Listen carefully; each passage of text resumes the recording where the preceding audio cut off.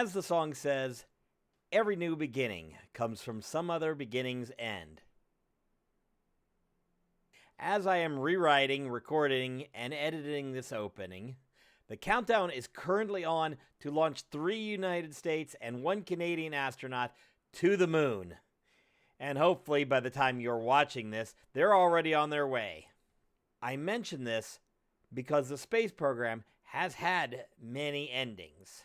Apollo ended a year before I was born, because I'm that old. The shuttle program closed down a decade or so ago.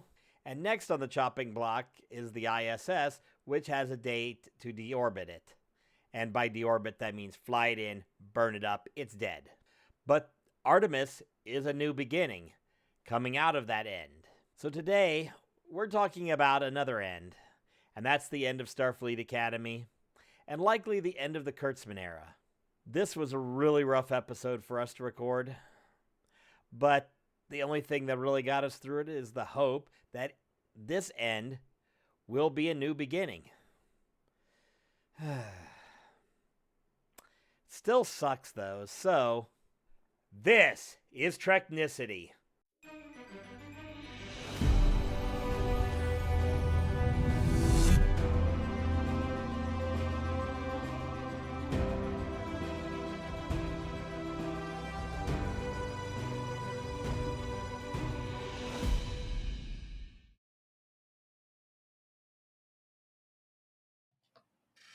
Welcome to Treknicity, a Star Trek podcast, where we explore what's left of the Star Trek multiverse, one mission at a time. I'm your host, Patrick Murray, and joining me, also quite bummed, is Lars Di Scenza and James Mottershead. Yeah. Yeah. Kind of a sucky week for Star Trek.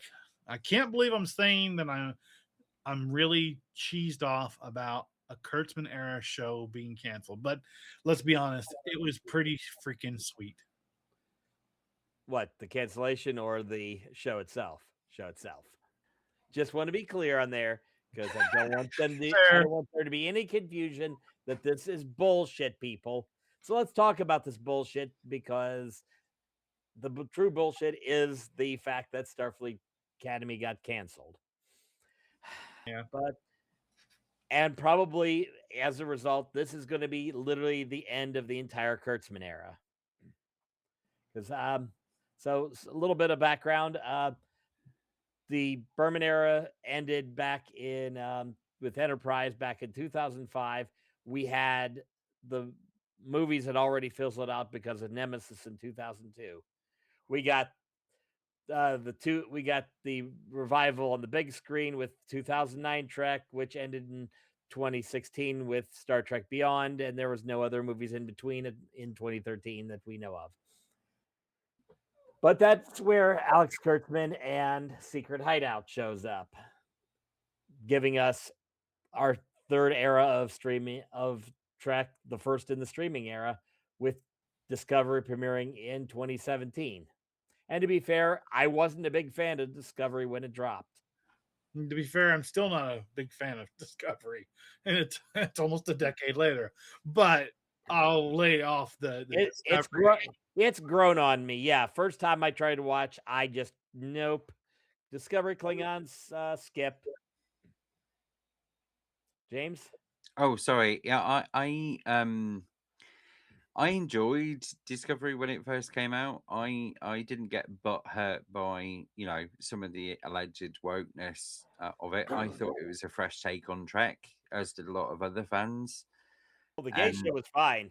All the queerness was beautiful, but yeah, Discovery Klingons and the breaking jump drive. Yeah, Discovery Klingons with a lisp aside, I thought everything else was all right. I think there's a few things that Kurtzman era Trek has suffered with. One of it is really good storytelling. It struggled at times with pacing and plot devices. It's kind of rebooted itself several times. But overall, there's a lot to be thankful for Kurtzman era Trek, because without it, we wouldn't have had any new Trek for well over a decade. This is true. Because we started with Discovery, we got Picard showed up, we got Lower Decks, one of the probably the most awesome show of the Kurtzman era, the most awesome show from the Kurtzman era, and possibly one of my favorite Star Trek shows forever. Mhm. We got Prodigy, I think that got the 2 season screw job and thrown off of Paramount. So yeah, that was terrible. We got Strange New Worlds, which was great for 2 seasons, and third season was a little rough. And then, of course, Starfleet Academy, which has got the two season screw job. Yeah, I don't want to make a load of points about the kind of schism that is within the Trek fan base right now, because there is a schism, and it's worth acknowledging that, because we've got a lot of kind of rage baiting angry fans that have gone on quite the hate campaign during the course of Academy's airing over the last few weeks, and it goes, it started early on when the first trailers came out last year. We This has suffered from a very, very negative hate campaign, and I'm not going to make any bones about it, and I'm not going to go on a massive tirade about it either. Hate trolls, yeah. But this, out of all of the Kurtzman era treks, has got the worst backlash I have ever witnessed as a Trek fan. I honestly feel like Starfleet Academy has got people like people with a raging hate boner, and I just don't understand it. And it's kind of weird because I've always been so outspoken against Discovery for that very reason. The fact because it was always that it's not my Star Trek. Well, you know what? Who cares if it isn't? Even if it isn't now. I mean, to be honest, over the last decade, I've softened a lot on the Kurtzman era shows going on, but for the most part, it's still not even in my top 5 for shows that I like. But you're right. Starfleet Academy seems to have really pricked something in fans that I didn't honestly think you could happen. I mean, what the hell? It Yeah, I will say there are also a professional class of rage baiters who live by the mantra of let's find some what's bad about this and just attack it relentlessly and create as much content. There's literally I think you mentioned it, James, the ad where they were literally trying to hire people who hate Starfleet Academy. I mean, it's nuts. Yeah. So there's a creator, and I'm not really going to give that platform the dignity of actually calling out what it is, Mm. because I just think They're twats. it's designed to drum up hate. It's designed to drum up rage, and it's all for one purpose: driving engagement views around all the content that it's spewing out. But yeah, I mean, that I found the most heinous thing I have seen as a Trek fan happen over the last few weeks, which was people actually putting out vacancies to find people to actively campaign negatively on social media. And if that's the culture that we're in now, is, views mean money. Mm. Money mean you will sell your soul to do anything, do whatever it takes for that. And right Um, now, yeah, and right now the worst part is that's people screaming the "Go woke but go broke" mantra and attacking Academy of all shows. yeah,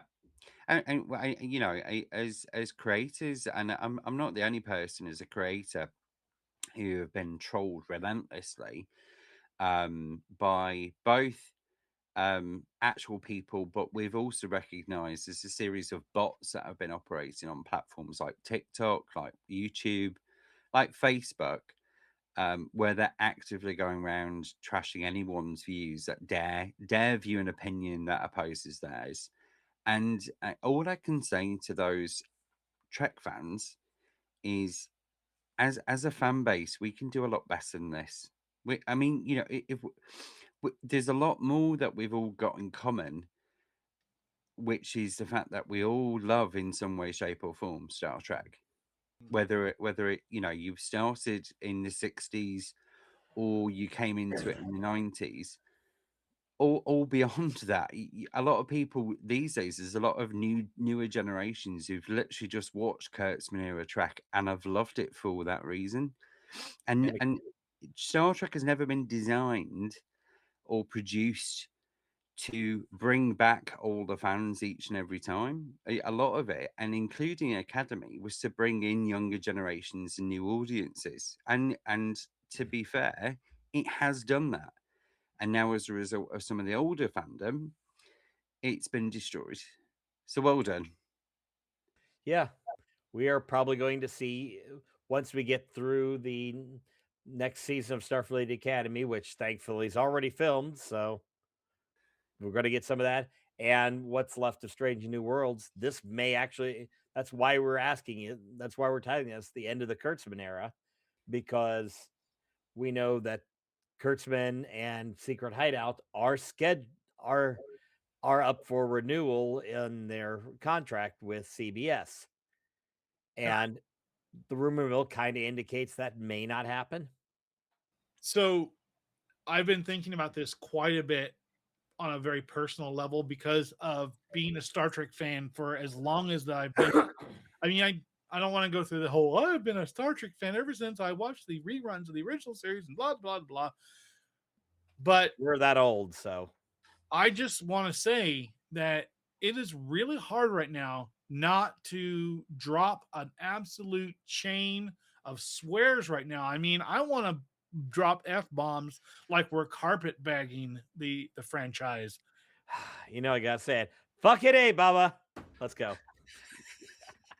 You know, it's actually, and I'm sorry, I just realized I'm look, I'm going to be honest with you guys right now. I'm completely fucking scatterbrained thinking about this. Not because I think that there's that there's not an episode here to make. I think what's happening right now is I'm so angry, and it's not because Starfleet Academy got canceled. I'm so angry right now because I'm starting to realize of just how much of an asshole I have been to this franchise over the last decade.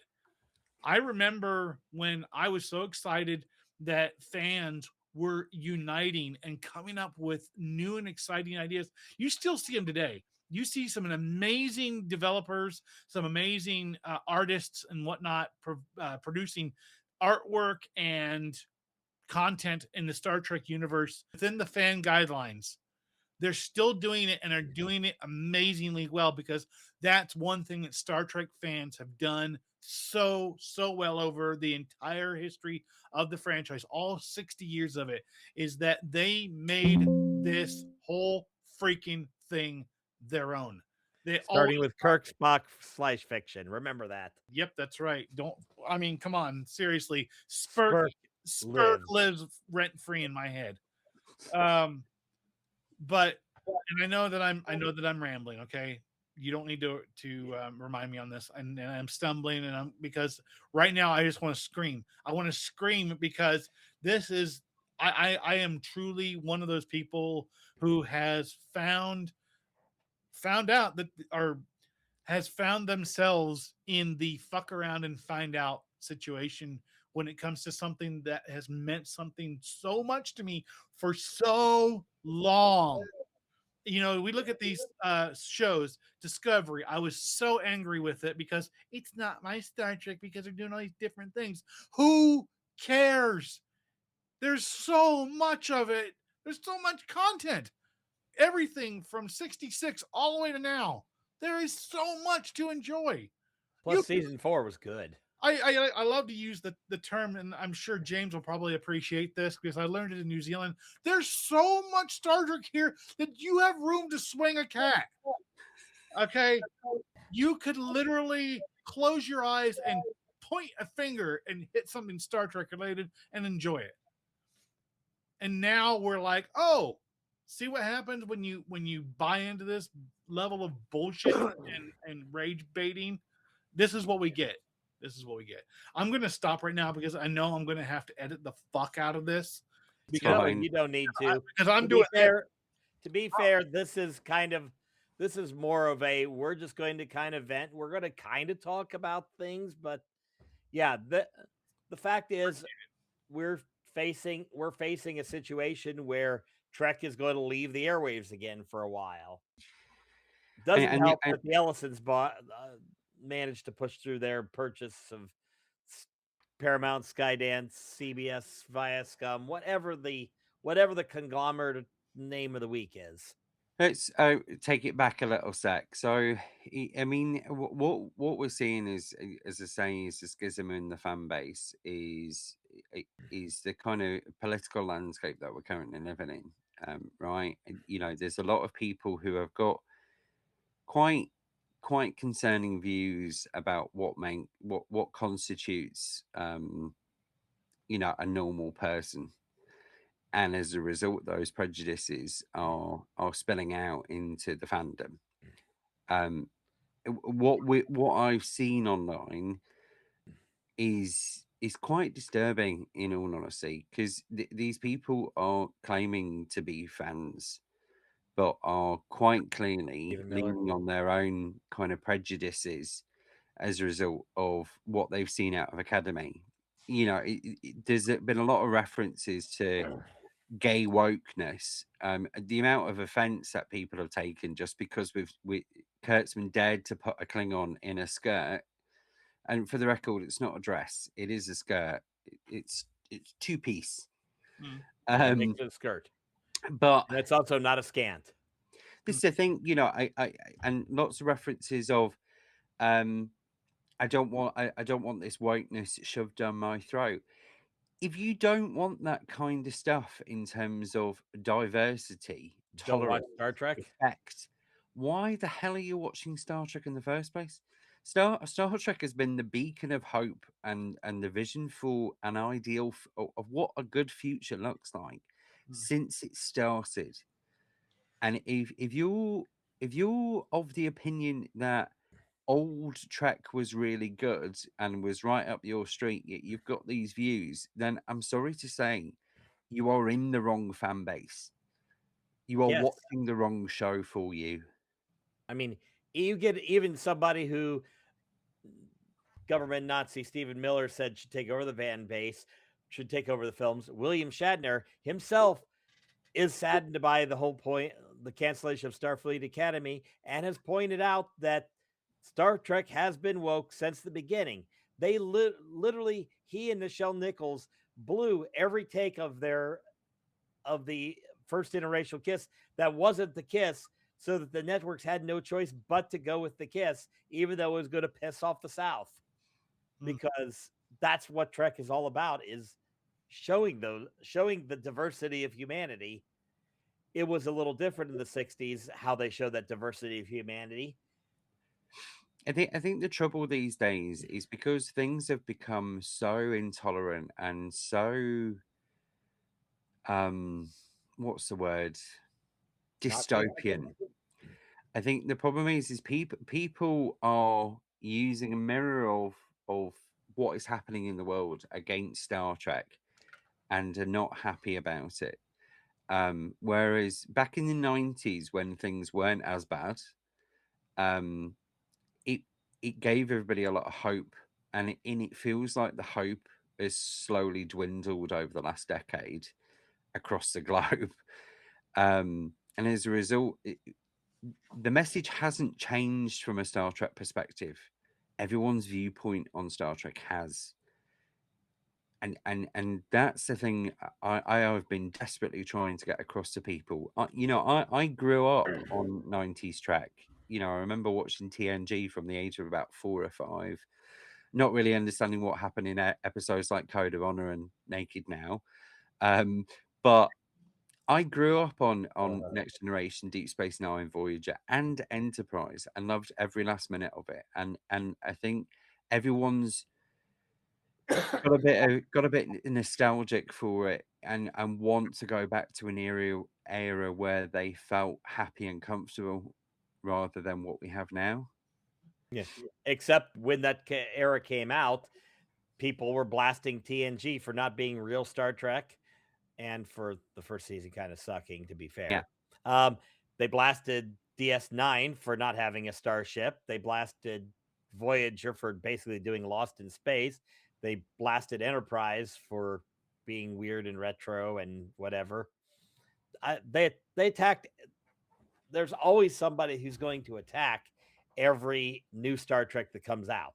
That's just there's always going to be the, to borrow a gaming term, the grognards. They are always going to be there screaming that not my Star Trek or whatever. But unfortunately, here we are. There's no end. There's going to be no end of the rage baiters, coming for Star Trek, no matter where you are. Hopefully, humanity will get over itself and stop doing this. But you really have to take a moment to take that beat and realize, just as James said, right now society is holding its own image of Star Trek and expecting a mirror image, and it's never going to get it. Just because you put people who are the Ellisons and Kushner and whatnot in charge of the studio that makes Star Trek, you're never going to get what you want out of it. They're never going to get that conservative. Like, Star Trek's never going to be conservative as a matter of course. The whole point is, if you need further convincing of that, look at every single mirror universe episode that has come out from the original series all the way through to Discovery. There has been they've looked at it and said, look, this is where it's bad. Here's the mirror. This is the bad stuff right here. Not the stuff that everything else is under. Right here. It's right there. There's a reason they call it the mirror universe, and not just because it's all opposites. Right. It's also because they're showing you what the bad is, what the Elon Musk Star Trek would look like. Go back and look at the 2-part episode, In a Mirror Darkly, from Enterprise. And That's a good app. And come on, let's talk about this for a second. It shows a beautiful example of how one decision, one moment in history, one action, one choice changed everything. Now, sure, they had the benefit of being able to, hindsight being 2020, of having all these other series and their mirror universe content already being created and that being built out. Sure, they had that, but it does give them the opportunity to show you, look, right there, that's the moment. Right. Here's shitty future.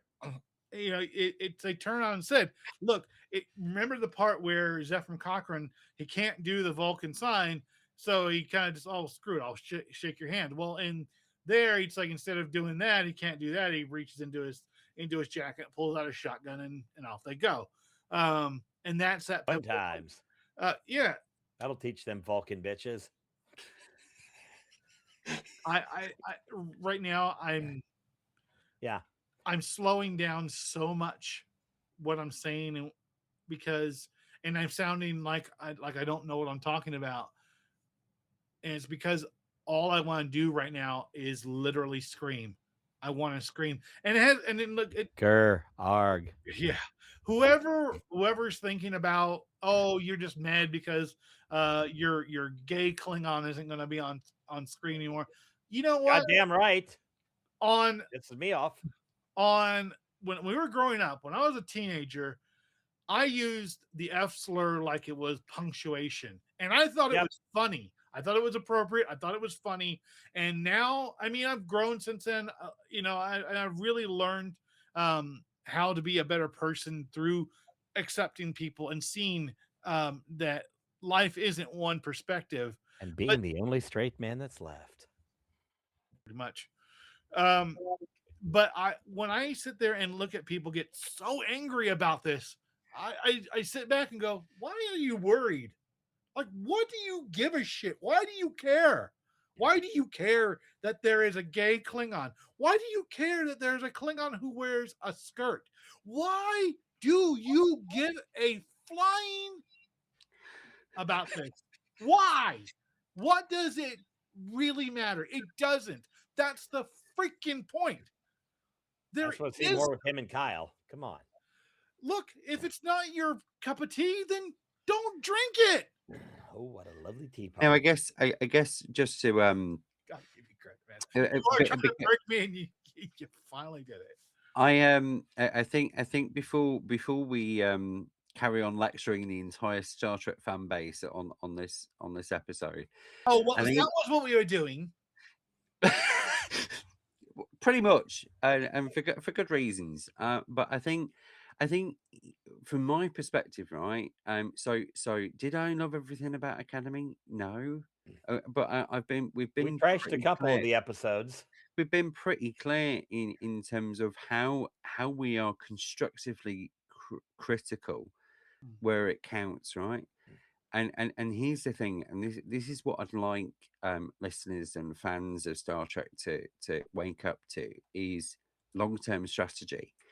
If you absolutely derail £100 million investment in a production that has taken years to create, from a Paramount senior executive perspective, they're not going to sink a load of money to reboot this or restart it in anytime soon. What they'll be doing is shelving the Star Trek name for a good time before looking back and looking at new investments. So the Ellison scum want to do tentpole movies, not TV series. Yeah, I guess the point I'm trying to make is, as a result of Kurtzman Trek, we got golden nuggets from my perspective, especially in terms of nostalgia track. Things like Lower Decks, Picard, Strange New Worlds, all of these branches branched off from the thing that you didn't really like so much, Discovery.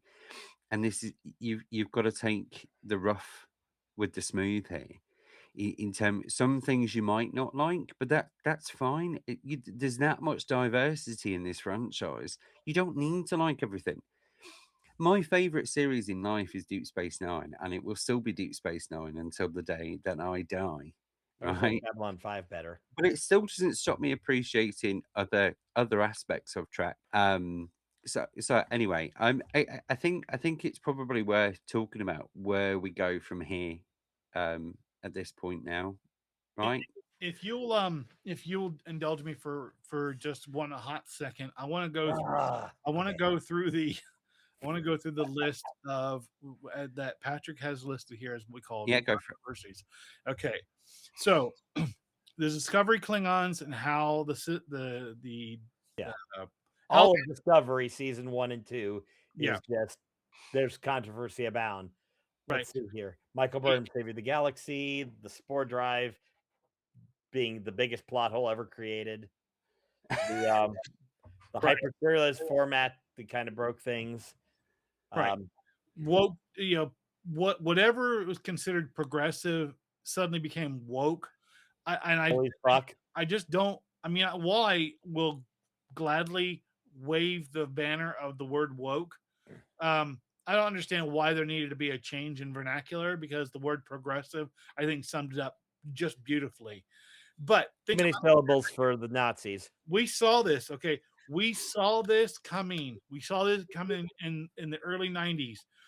And I'm sorry if you want to call me a hater, because I'm going to have a go at Rick Berman, Brandon Braga, for what they did following like later seasons of TNG, and then on to the rest of the series is like DS9, Voyager, and of course Enterprise. Those era. Okay, those we call the Berman era. Okay, they waited with bated breath for Gene Roddenberry to die.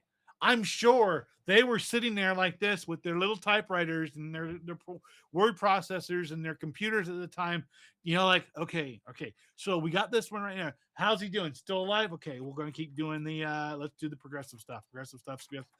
Still alive? Okay, progressive stuff. Oh, he's dead? Fuck them all. And that was me like, what the hell? Why did it have to be like this? Why did you really have to be such a dick about it? A You little bit in their defense, Gene Roddenberry's kind of hard structure limited what they could do for storytelling. But yeah, it meant a lot of good storylines got altered or killed. You couldn't get gay characters were non-existent. The TNG episode The Outcast, where Riker falls for a non-binary person who eventually identifies himself as female, and then undergoes conversion therapy to be fixed. That did get through, but Jonathan Frakes really wanted a guy to be cast in that role just for the reasons. there. Things like that happen. And then, of course, we get to where we get to with Voyager, where things like we need more eye candy. Enter Seven of Nine in the most tightest outfit we can possibly put her in, because we need to get them guys back. Yeah, I could. I mean, Not that I didn't enjoy the outfit, but that's not why we come to Trek. right. I mean, we all know sex sells, but again, I That's know a bonus.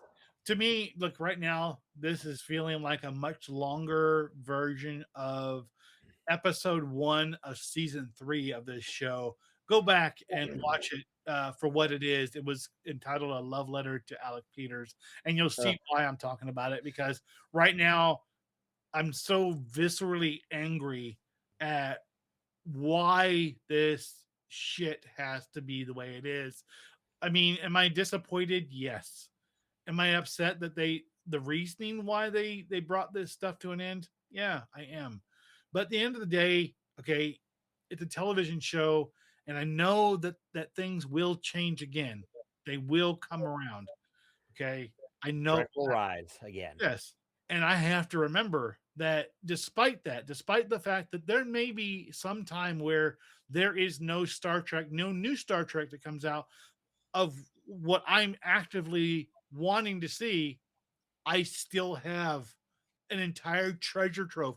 I got a Scrooge McDuck style vault behind me of Star Trek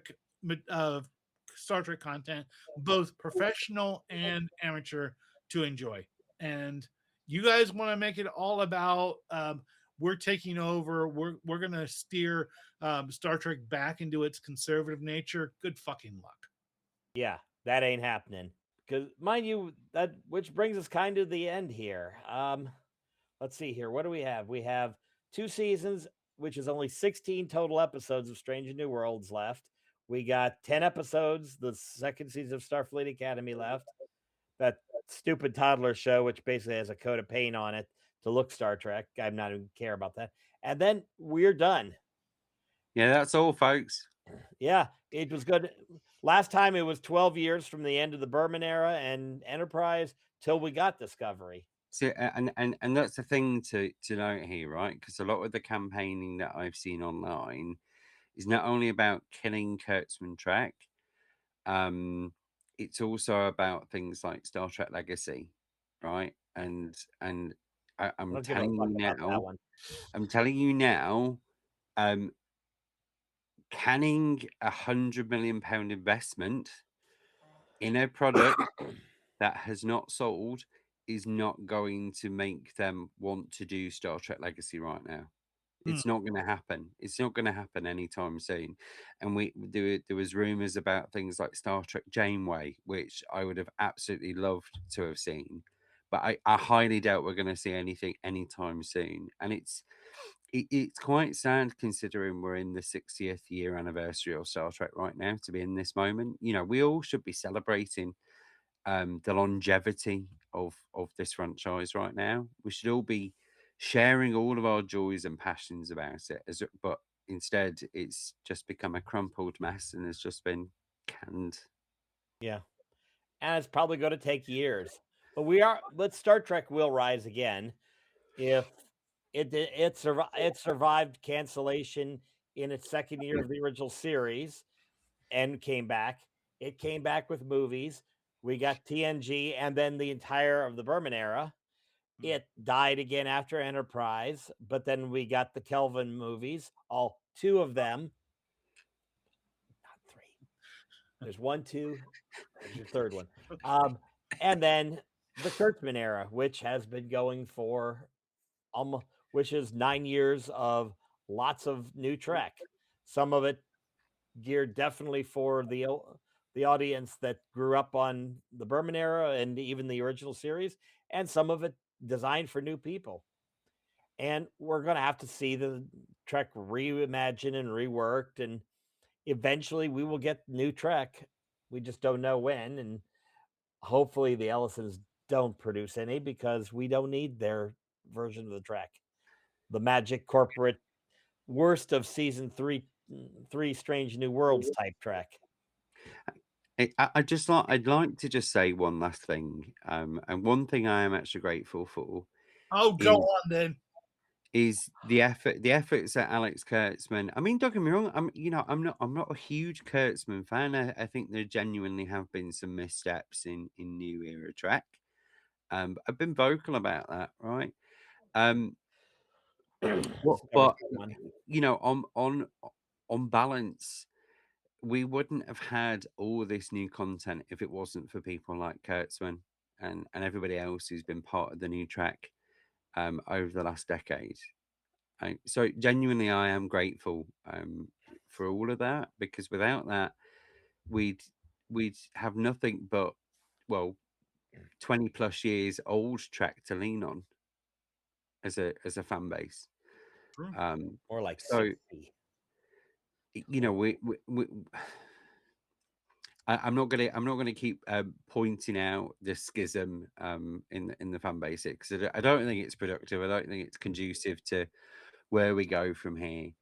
I have a question for you, James. Do you think there's a schism in the fan base? Yes, I believe there's a schism in the fan base.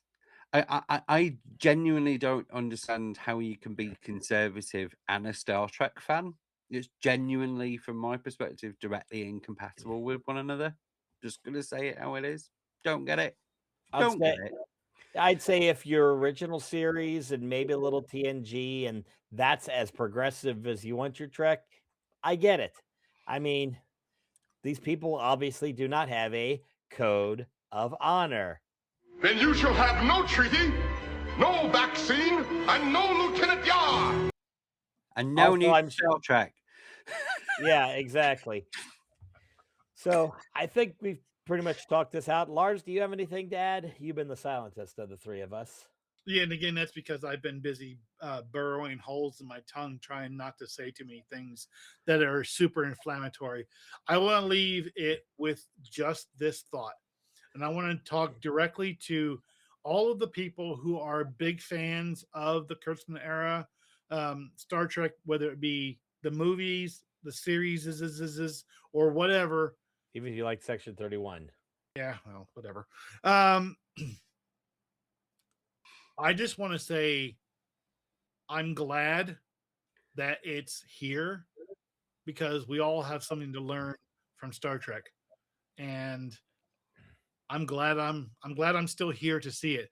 It may not be everything I want, and it may not be the lessons I want to learn all the time, but you have to take the rough with the smooth, and I'm glad there is most of it to learn from.